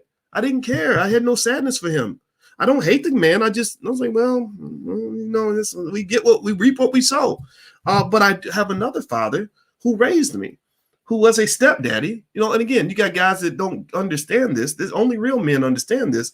And he was a stepdaddy. He could have ran and chased hoes. He could have went out and got high. He actually overcame a heroin addiction. When my dad came back from Vietnam, he had a heroin addiction, and he walked away from that because he wanted to have a family life. So he adopted me. He became my quote unquote stepfather, but he's my real father. He's not a step. And he took me in as his own. And let me just tell you, my father's in his late 60s. He may not be around that much longer because he isn't well. But when he goes out, he's going to go out like a hero. He's going to have one of the most respected black scholars on the planet that's going to give him the best eulogy. I'm going to give it on the day. I hope my dad lives 100 years, but if in case he doesn't, if he passes, and when I speak at his funeral, I am going to say things about him that the world is going to hear. I'm going to tell the whole world what an extraordinary man he was. I'm going to do that because he earned it. He earned it with a lifetime of commitment to family. He earned that with a lifetime of being a sturdy, solid, reliable human being. He earned that with a lifetime of lessons he taught me about coming through for the people you love. He earned that. He earned that legacy. Dr. Claude Anderson is another guy I look at like a father. I don't know if I don't know when Dr. Anderson, I hope Dr. Anderson's going to be here 1,000 years, but if he's not, when his time comes and I get a chance to say words about Dr. Anderson, if I can't speak at his funeral, I would do a eulogy right here. I'm going to tell the whole world. I'm already doing it. I'm giving him his flowers while he's here. I'm going to tell the whole world how great this man was. Do you understand? Do you understand this? I hope the men get this and the women get this. I hope you get this as well. When you plant the seeds in your children, when you make that investment in children, even if they're not your own, that is your opportunity to secure a legacy that's going to last long after you're gone. That's when people will say, my life is great because of what this person did, the sacrifice this person made. That requires a certain level of vision that goes beyond saying, how can I go out and get more ass and get more liquor and weed and just live my best life and do whatever the hell I want? That's short-sighted thinking, and I guess not everybody gets that. Maybe that's too counter to the culture. Maybe that's too different from what you're getting from media. But that's how I view things as a black man in this world. Is I think you earn that legacy you get. Don't die. Don't go out like one of these men where your children just think you're a piece of shit. And that's going to last long after you're gone. They're going to be like, yeah, remember old Harry? Yeah, he was a piece of shit. He didn't leave nothing. His kids had to do a GoFundMe to bury him. And he got at the funeral, 5 kids showed up talking about that's my daddy. And we didn't even know who these little motherfuckers were. Then the whole family's fighting because they're now fighting over, maybe if you left a couple scraps, they're fighting over that. Or maybe they're fighting because death is stressful and people fight when people die. Again, a bad king, a bad leader creates chaos. That's why, for example, when they took all the fathers out of the Black community, what was it replaced with? It was replaced with chaos, because a strong king brings order to a situation, right? In fact, when I talked to, one thing I told Ice Cube, when Ice Cube was doing his thing with Joe Biden, I hope he doesn't mind me sharing this, because I believe this, and I don't mind sharing this with y'all. But I told him, I said, what you're doing right now is extraordinary, because you're bringing masculine leadership to a community that has not had a lot of masculine leadership. You don't have a lot of straight Black men being straight and direct and clear about what the Black agenda needs to be. And I said, you have that ability to create some order in this chaotic space. Everybody's fighting, going back and forth and disagreeing and all that. But, the fact that you have that powerful platform and you are respected and all these other things, and you've grown into just a great man that I think a lot of us can learn things from, and you're using that power for a greater purpose, a purpose greater than yourself. That right there, to me, is going to create a legacy for you that's even greater than anything you ever did in hip hop. Right. So I like the Black men that kind of want to be kings and understand that. That's king talk. A clown does not understand the mind of a king. Right. And unfortunately, a lot of our men are trained to be clowns, and it's not their fault. It's because in a white supremacist society, a Black man is only rewarded if he is either a clown. That's why a lot of Black men who tell jokes are always very popular. It's been true for 200 years. If you tell white people jokes, they'll pay you money. That's why a Black man is he's rewarded if he's either a clown, or if he's a little girl, or if he's a little boy. One of the three things: you got to be a little girl, a little boy, or a clown. So if you look at the Migos, for example, the Migos did a commercial for Sprite. I've talked about this, where they were on tricycles in the commercial. Them riding tricycles makes them into little boys, like they're children, right? And that's very funny. It's not threatening, and they got the big shiny teeth, and this goes back to slavery. Dr. Claude Anderson talks about that, going back to slavery, because the masculine Black male was very scary and very threatening to white folks. He was talking to me just yesterday. Dr. Anderson and we talk for maybe about an hour every couple of weeks, and he always talks about Black folks. And one thing he was talking about was they used to have this old saying, the nigga in the woodpile, and he said, you know where that comes from? I said, no. He said, well, Black men, because we have certain physical features that make us extraordinary, if you know what I mean. And the white women noticed that they had a problem where the woman, would be home by herself while her husband's out doing whatever, and the Black man would come by and chop the wood, but he would also lay some pipe, if you know what I'm talking about. And basically, so 9 months later, the white husband would find out that his newborn baby is a little too brown, like he's got a little bit too much melanin in his skin. And but when he came home, he thought everything was okay, because he saw that the wood was nicely chopped up and everything else. So he's thinking everything's good, when really there was a little more happening than just the wood being piled up. So that's why, for example, when they would lynch Black men, I think Dr. Anderson said it was about almost 2,800 Black men over maybe a 50-60 year period that they lynched. In most cases, they chopped off their penis. They castrated them, because there was that jealousy or that threat of Black masculinity. So a masculine Black male really doesn't have much of a place in a white supremacist society. So for Black men, I stand by this point. For Black men to be successful and to really get accolades in America, they typically either have to be a clown and telling jokes, a little boy or a little girl, and they definitely have to be ignorant. So the things that are threatening are masculinity and intelligence. So if you are an intelligent, masculine Black man, chances are you're probably going to get fired from jobs. You're not going to get opportunities. So men like that, like if you're raising an intelligent, masculine, heterosexual Black male, I really encourage you to ensure that he does two things. One, he learns how to have his own business. Two, he gets around other intelligent, masculine Black men that he can work with, who he can partner with for their own economic survival. Because if he doesn't, they're going to lock him up, kill him, or just marginalize him where he's just sitting down the street doing nothing. All right. So let me see here. Cash King says Moisture Watkins is a low-key pimp. So we're going to get him out of here because he's obviously a clown, so he doesn't deserve to be here. So let's get rid of him. Everybody say goodbye to Cash King.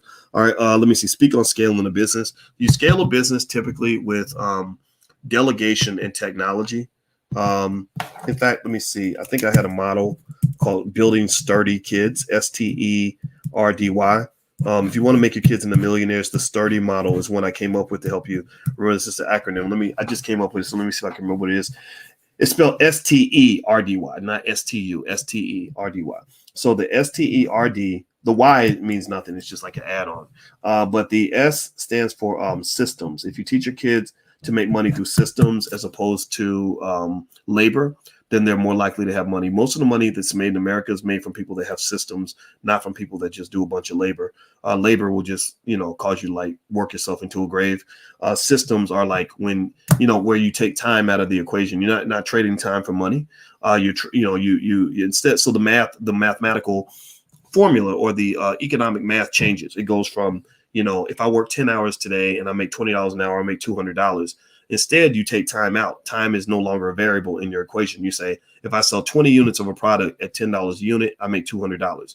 Well, the fact that time has been removed from that equation, and I don't want to get too multidimensional metaphysical because I'm starting to think like a mathematician because I'm thinking about vectors and stuff like that. I have a way of kind of visualizing it based on what we were trained on. So, but I'm going to make it simple. When you take time out of the equation, then you can do that with no time at all. Like time is not a factor. It could take you 20 years to do it, or it could take you 20 seconds to do it. So you want time taken out of your economic mathematics. So systems are very important for that.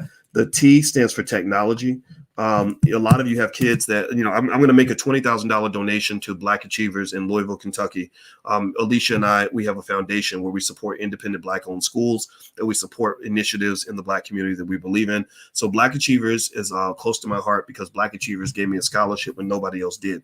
And basically with Black Achievers, we're going to give them 20 grand, but we're not, but the financial part is really the first part. The second thing I want to do is, besides promoting and letting people know about the great work they're doing, also I want to encourage them to introduce their kids to something that they can do with their technology that goes beyond what I saw as a kid and what I've seen since then, which is most kids that are good with technology and computers and all that, they want to become engineers. And I think that's okay. Don't get me wrong. That sounds great. When you tell grownups that you want to be an engineer, they say, oh, that's so good. Right. And I think that's cool. But I want you to think about this. Some engineers make, $100,000 a year. Some make $200,000 a year. But then there's some engineers who make $100 million a year, $50 million a year, right? $1 billion a year. Elon Musk is an engineer. So what's the difference between Elon Musk and an engineer who went to go work for a company making $250,000 a year? Elon Musk understood how to use his technology in a specific framework that allowed him to scale his skill to do things on a bigger space, right? So technology, you got that kid that loves computers or even that they love video games or whatever. Our kid's going to be an engineer. He's going to study engineering. Encourage them to also look at what's happening in digital technology. The reason the tech giants are all going before Congress now is because the tech giants are, they have all the money and all the power. They have all the money and all the power because they understand the technology. They have systems and technology that allows them to scale their skill, where they're not trading time for money. They're building systems that allow them to make $1 billion a day, right? And the reason that this is important, and this is why I want to challenge the HBCUs to embrace some of this, is because these are your people that are going to be your job creators. Elon Musk and Jeff Bezos have probably created 2 or 3 million jobs, for their community, right? In our community, we don't have a lot of people who grow up thinking, okay, I'm going to create 10,000 jobs or 100,000 jobs for Black people. You have people saying, I'm going to get one good job for me. I'm going to have one good job where I work myself into a grave. And then when I die, white people will be richer because I will have given all my labor to a big white company instead of building something that can actually employ Black people and scale up my talent and scale up my potential, right? So I think that technology piece is really important because technology is how the wealth systems in America work now. The E stands for entrepreneurship. I believe every Black child should learn entrepreneurship by the age of 12 as a rite of passage. Do not pass go, do not collect $200. Every kid needs to understand entrepreneur, at least on some level. Let's see, with Jason Whitlock being a very interesting interview. Yeah, Jason's going to come on pretty soon, actually. Jason, I know him. We're friends. We don't agree on a lot of things, but I like Jason because Jason, at least he stands on what he believes. So he's definitely welcome to come on the platform. I'm going to have him on. The R, okay, let me get back to this. The sturdy model, STERDY. What is the R? Oh, R stands for relationships. People that have healthy relationships, which is at a deficit in our community. We have a lot of people that encourage unhealthy relationships. Like, oh, if somebody makes you mad, just cut them off, cuss them out, whatever. You have a lot of people that get triggered and traumatized again, and next thing you know, they're going off on people. You even see some people on YouTube who literally they'll have one month somebody will be their friend, the next month they're beefing with them, and they like that chaos. They live in that drama. Well, the drama is bad for business. Drama is bad for making money. The mafia understands this. Whenever there's drama in the mafia, they have a sit down so that they can figure out how to get rid of the drama so they can get back to making money. So teach your kids to have healthy relationships so they can add value to the lives of others, and people will want to be around them as opposed to being repelled by them and afraid of them. I know a lot of very successful, famous people. I know a famous guy in Hollywood right now that I'm thinking about who is super famous. And if he was in your movie, the movie would sell because he's a famous guy, but he doesn't know. No one will work with him because he's an asshole. He doesn't. He thinks, because he's got these insecurities, so his ego's out of control, and he just becomes a big jerk on the set. And you can't get things done when you have people that don't know how to manage relationships. Most power in America comes from groups and corporations and organizations. Organizations and corporations are nothing more than a nexus of relationships. It's a bunch of people that are all connected on a common cause, and they put their personal differences to the side. In a selfish world, we have a very selfish world where it's me, what's what I believe and what I think, and I don't care what you think or whatever. Well, in a selfish world, those people in that organization learn how to put their personal issues aside so they can focus on how to achieve the bigger goal. You don't see that a whole lot around in our community, but when you see it, it works really well. The D stands for delegation. Delegation means that if you can delegate your tasks as opposed to doing everything by yourself. I know that we live in a world that teaches you to do it all by yourself, and you do all the work, and you start a company and you're the CEO, you're the marketing manager, you build the website, you're the secretary, you work in the mail room, you plan your own travel. Well, eventually you get to a point where a business can't grow without delegation. So if you have systems and technology with delegation, entrepreneurship, and also good relationships, then you're able to grow into, that's how you grow into that space where you're making $100,000 a month or even $1 million a month. I've never made $1 million a month, but I've made $500,000 or $600,000 a month. I've done I've done. And I can tell you that making money at that scale requires you to think completely different from an employee. It's completely different. It takes a whole different set of skills. That's why, for example, the people that are like my adopted fathers in this game, I respect strong Black men. I just do. I love to hear from them. I love the OGs. I applaud them. My adopted fathers out here are men who have been able to maintain healthy relationships and develop systems that lead to scale. So my adopted fathers are Dr. Claude Anderson, Kenny Gamble, George Frazier, and Minister Louis Farrakhan. These are all former. That's my pantheon. Like, that's my Mount Rushmore. Farrakhan, I love Farrakhan because Farrakhan, he manages relationships really well. I remember when Yvette Carnell used to be on my YouTube channel. I gave her a chance to be on my YouTube channel for years, and that's how she built her brand. And now Yvette doesn't like me anymore, but that's part of the game. It's life. I don't give a shit.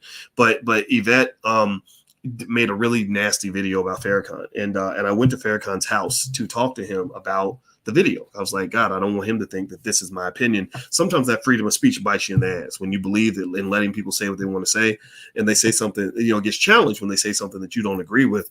And I didn't like the video because I felt that it was a little nasty. I said, I think that you can disagree with him without feeling like you have to try to emasculate and castrate in public and debase and demean and defame a person, right? I think you can say, I disagree with you without saying, you're garbage, you're worthless, you're nothing, right? But again, that's that destructive, toxic energy that sometimes we get in the community where people can't disagree. It has to become, I hate you, you're a terrible person, like Mark Lamont Hill. I think Mark Lamont Hill got so mad at me because he got undressed by Joe Brown that he literally said something crazy like, you made the worst rap song ever.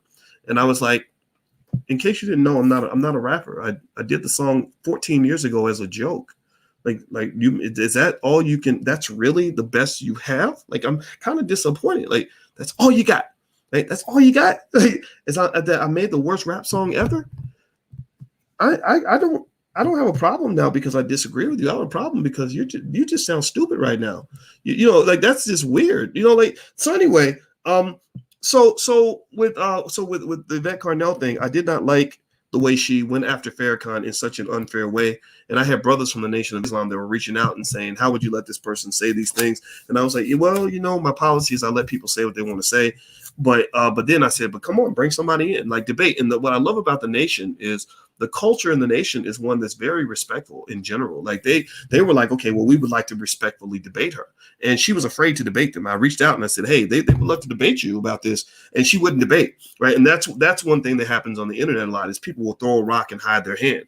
Like they'll be the aggressor, but then they cry victim when people challenge them on their bullshit, right? And my thing is, if you're going to say something that is that attacks another person, if you can talk about somebody but can't talk to that person, then something's wrong with you. That's bad energy. That means you're probably a coward, right? You're probably a coward, right? Like there's never been a person I've ever talked about where I wouldn't welcome the idea of them coming into my space and me talking directly to them and asking them those questions directly, right? Anybody who's ever criticized or said anything about me that's crazy, I'm like, okay, well, bring me in and ask me every question you want. Like, Kwame, ask me anything you want. Like, whatever's on your mind, ask me in front of 1 million people, and I will answer every question directly because I have nothing to hide.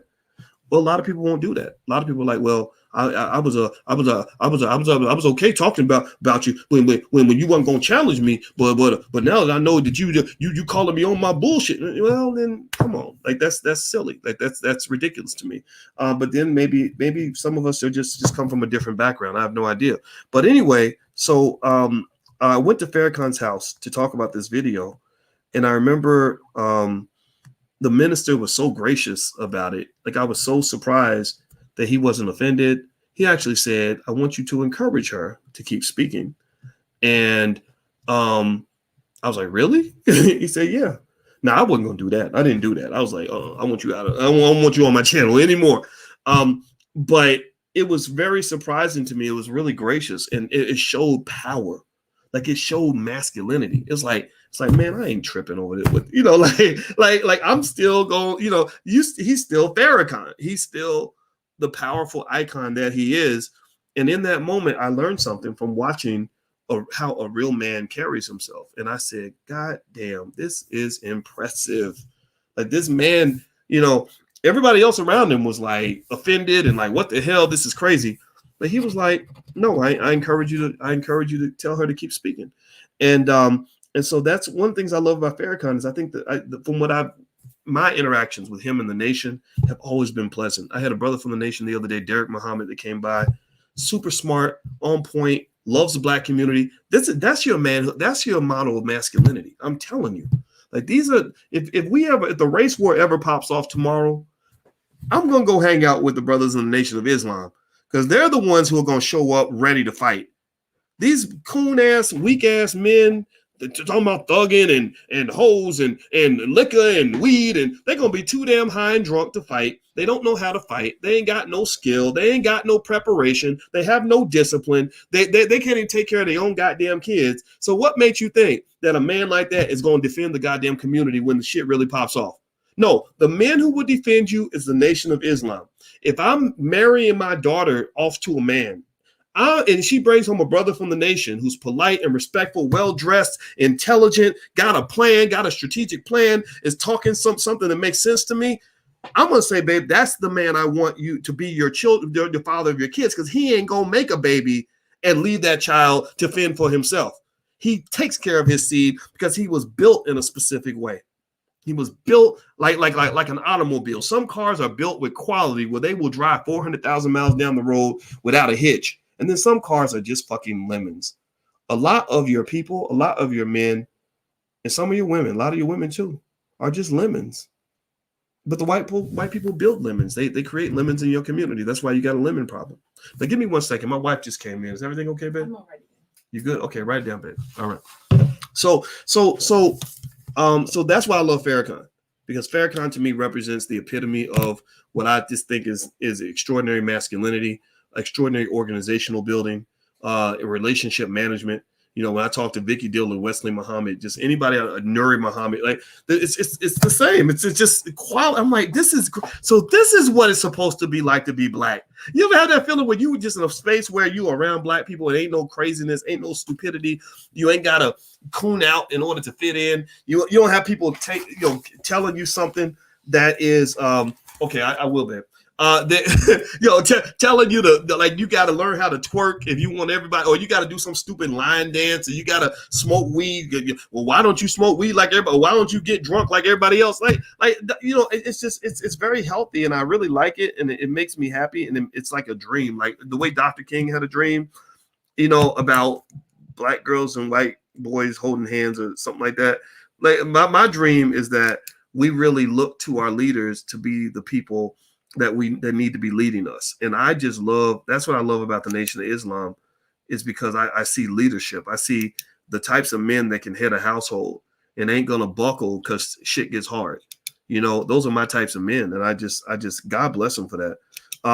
And so we now with Kenny Gamble, the reason I love Kenny Gamble is because Kenny Gamble was he was a regulator in his community. Kenny Gamble went into the music industry with Gamble and Huff. They wrote 3,000 songs, made millions of dollars at a time where everybody, when they got their first check, they were going out buying a big fancy car. They were buying big fur coats. They were, paying off a bunch of, random ass women.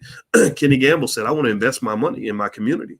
So Kenny Gamble back in the 1970s literally went into his old neighborhood and bought he gentrified his neighborhood. He bought hundreds of houses in his old neighborhood when the houses were so cheap and nobody wanted them. Black folks didn't want to live there. They wanted to go live next to white folks. They were trying to go live out in the suburbs with white people. He went back to the hood and bought up the whole hood. And now Kenny Gamble owns millions of dollars in property. And when he went to those hoods, he had to fight on multiple fronts. He had to fight the white supremacists, of course, but then he had to fight the pimps and the thugs and the dope dealers and the guys who thought that blackness meant you were supposed to be living in the middle of misery. The women who would hit a whole old lady upside the head and take her money. The people that wanted to sell crack to your sister. He had to fight the guys that they wanted to go pimp out your daughter. Right, he had to go fight those men and get them out of the community, and I'm sure it was not easy for him. And I said, man, I have so much respect for the sacrifice you made, because I'm sure everybody told you it would be much easier for you to just move out to the suburbs and get away from the situation. The third person I mentioned, George Fraser. I love George Fraser because George Fraser teaches me about relationships. He wrote a book called Success Runs in Our Race. And by the way, I'm not answering questions anymore. I'm actually going to talk, and then my wife asked me to go in and do something. I'll come back in and do another Q&A, I promise. So, but George Fraser is a great man because George Fraser wrote a book called Success Runs in Our Race that teaches you how to have healthy relationships. It teaches you how to network in a way that adds value to other people, so you get an opportunity to be in wealthy circles and wealthy spaces. I encourage everybody to read that book. That book is required reading at a lot of universities around the country. And he's a great man. And every time I talk to him, he's got like these gems of wisdom that I think are really extraordinary. And he built something on his own. And he's just an awesome person. And then the last one that I mentioned Dr. Claude Anderson. And I've already talked about him so much, I don't need to say nothing else. But this man literally wrote the Bibles of Black economics, the books that he wrote, Black Labor, White Wealth, Powernomics, etc., which every Black child should read. At least explain it to them, even if they don't read it, like talk to them about these ideas. These are the solutions. Congress doesn't need to do a reparations study. The reparations study has been done. The reparations study has already been done, and basically, it's in Black Labor, White Wealth. So Dr. Claude Anderson is a man who has. I don't know if y'all know, but he's been suing the federal government for reparations for 30 years and paying all the legal fees out of his own pocket. And the reason he's been doing that is because Black folks won't help him. Negroes will go buy white man's blue jeans and buy Nike sneakers and Popeye's chicken and malt liquor, whatever, but won't support the institutions that are actually benefiting the community. And I said, that's appalling to me. Also, a lot of your big name people that are on TV or whatever that people look up to because white people put them on TV. Some of them will call him and they'll say, I love Powernomics and I love Dr. Anderson. I love what you're doing, Dr. Anderson. But then they won't actually show true love. True love to me, if you really care about your relative, I want you to pay attention now. This is the last little point I'm going to leave with you. If your loved one is doing something that is beneficial to the world, talk is cheap. Sure, give them the encouraging words and all that, but just know talking is just talking. Do something to help them. That might mean, you could write a check. If you got it like that, write a little check. You say, hey, I'm going to buy your product. I want to pay full price. I insist on paying full price for your product because I want to see you succeed. Also, I'm going to share your link on my Facebook page. If you can't, write a check, share the, or if you can't, even if you can't, share the information on your Facebook page. Like, hey, I told my friends at church about your business, and I got you some more customers that are going to want to buy your product. Maybe you can help with some labor. Like, hey, I know you're running that bakery. I got a few extra free hours. I'll come in and help either free of charge or whatever. Just pay me $10 an hour or whatever, because I need a little bit of money. Whatever you got to do, right? Help out. And one thing I said to Dr. Anderson, I said, it offends the hell out of me that you get all these damn celebrities, all these hoity-toity Negroes walking around bragging about how much money they got, and they call you and tell you how much they love what you're doing, but don't write a damn check. And I said, I insist on not being one of those people. I'm not going to tell you how much I love you. I'm going to show you how much I love you. Love is a verb.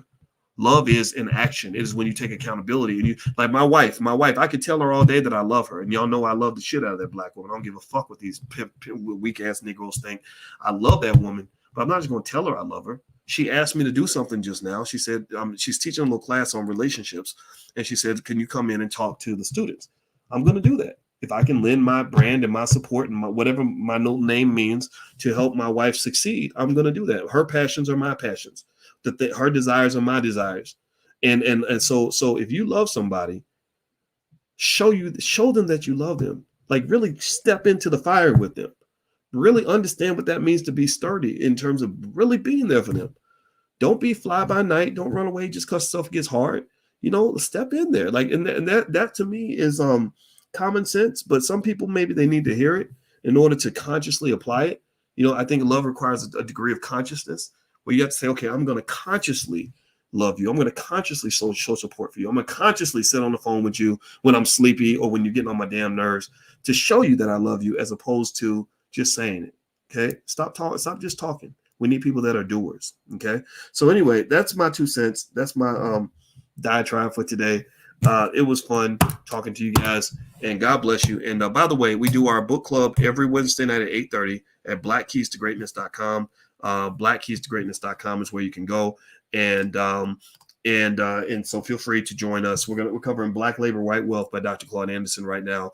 And we do that every Wednesday night at 8:30. And also we have stock market investing class on Tuesdays, which if you want to join that, you can go to the blackstockmarketprogram.com. I'll put the URL on the screen.